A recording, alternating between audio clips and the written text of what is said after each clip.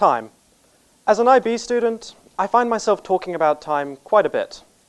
Not enough time to eat, not enough time to hand in that form, definitely not enough time in that exam, or the perennial favorite, when is the bell going to ring? Despite referencing time quite a bit, I feel that we hardly ever just stop and think about time. No doubt, because it's quite daunting in scale. It's as endless as it is infinite. It's that big untouchable part of us that simply is. That being said, it's not like the whole concept is alien to us. I mean, we live in time. We adapt with it. We change with it. We've even written about it. In fact, the first female historian, Anna Komnene, refers to time in one of the most beautiful of ways. Time, she says, is like an inexorable river, carrying all created things on its ceaseless flow before drowning them in the depths of obscurity, be they unworthy of mention or most noteworthy and important.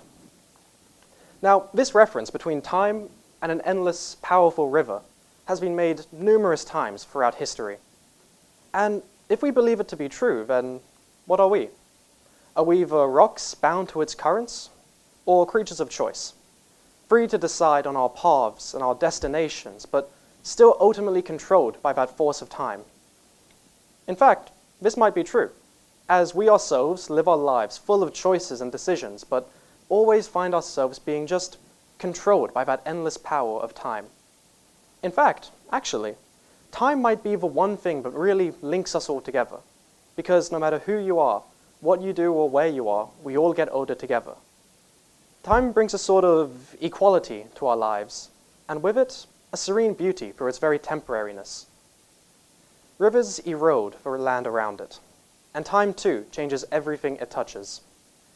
We ourselves were likely fish, then small mammals, primates, and now here we are today, in our current evolutionary state. But how did this happen? How did we make that one leap from animal to man?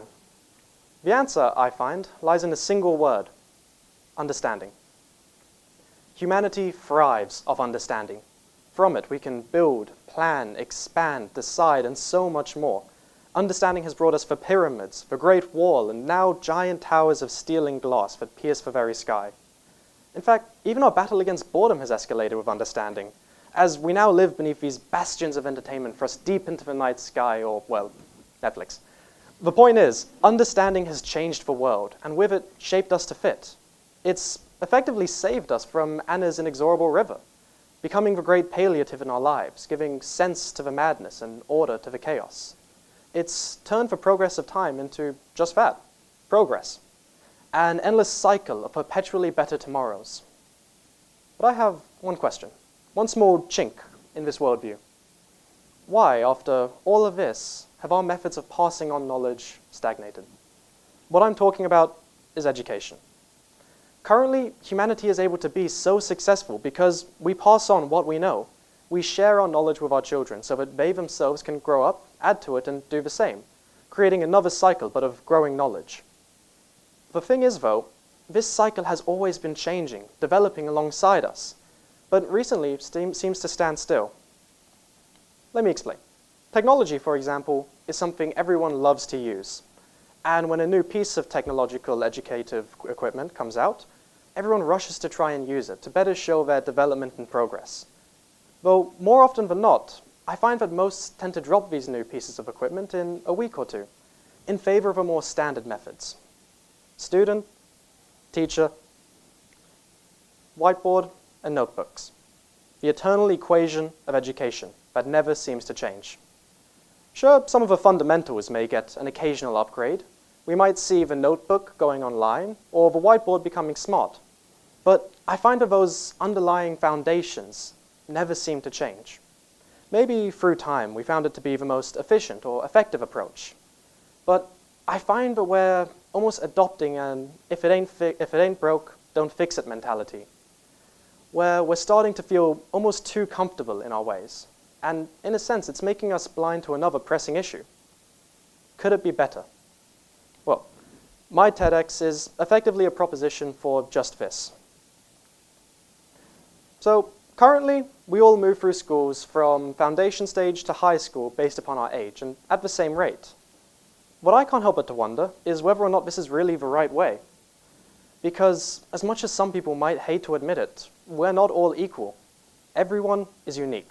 A unique culmination of skills, of hobbies, pasts and futures, and using time as some sort of measuring stick to restrict our progress based upon just the sameness of our ages, I feel that it might just be the very thing holding us back. And after all, we didn't get an Einstein, a Steve Jobs, or a Mark Zuckerberg all within the same time bracket. But I'm going off topic. Let's go back to school. Wherever you are, you'll find a similar difference in capabilities within classes. And in the interest of fairness, the class will always move at a sort of middle speed between the slower students and the faster students, in the interest of fairness.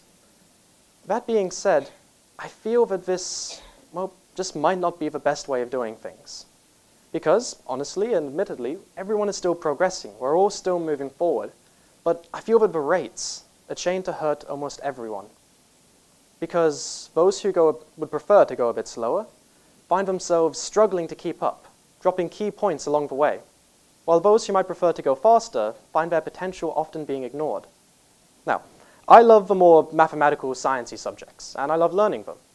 Though I do remember times when we would have to slow down almost. We'd have to stop to help a few people catch up, and we do so because helping everyone is just the right thing to do. And I say this especially because I also remember taking music and understanding absolutely none of it. For me, the class would either be going too fast or just, well, honestly, I'd be holding them up. So this made me think, was everyone's time really being used well? So, following age and using time to just select some sort of middle ground helps almost no one. But if not that, then what? Well, there are currently a number of different ideas floating about, but the one gaining my personal favor would be ability. After all, schools already do it to an extent.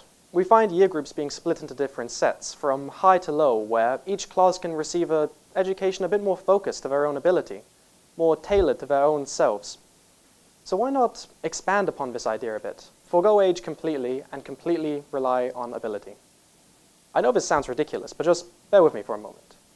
Because on one side, exams will still continue, probably yearly, but based upon the ability of the student, rather than how many years they would have just happened to have lived.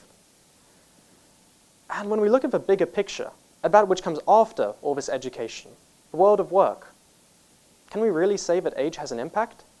After all, it all comes down to your experience and knowledge.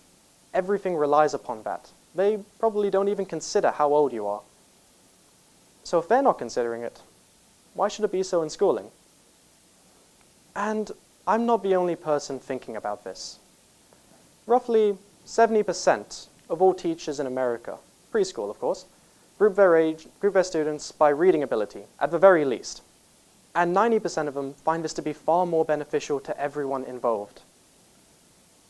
In fact, secondary education might just be the anomaly here, because even what's between work and us, universities, age has no meaning. I could easily be in a class with a 65-year-old and have their education equally relevant to the both of us, irrespective of our age difference. The simple fact is, we're surrounded by those who either do not consider age or are in the process of considering alternatives. What's needed here is a gentle paradigm shift. You see, we live in an age of understanding, not an age of restrictions. And I'll admit, these ideas aren't foolproof. But with time, work, and effort, I feel we can really perfect them and keep moving forward. And besides, nothing worth doing was ever easy. Thank you.